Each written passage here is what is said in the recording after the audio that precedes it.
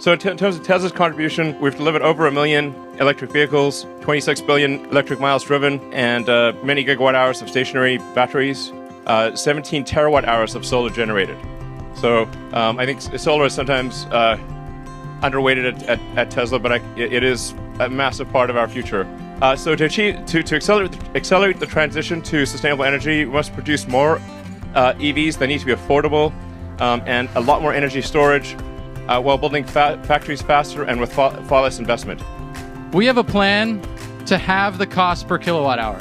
It's a plan that has taken creative engineering and industrialization across every facet of what makes a cell into a battery pack, from raw material to the finished thing.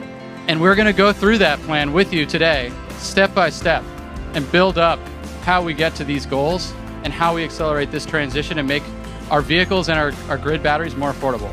And so when we put it all together and go to our new 80 millimeter length, 4680, we call this new cell design, we get 5 times the energy with 6 times the power and enable 16% range increase just form factor alone.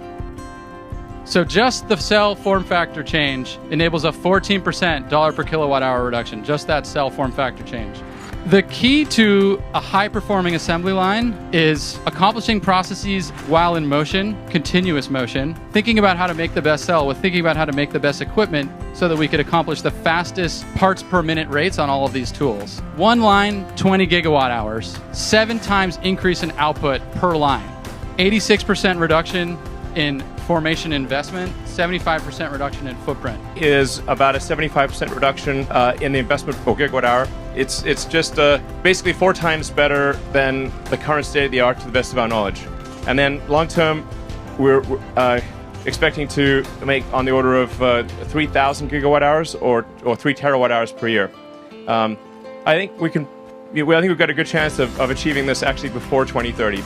Start with raw metallurgical silicon, stabilize the surface with an elastic ion conducting polymer coating that is applied through a very scalable approach.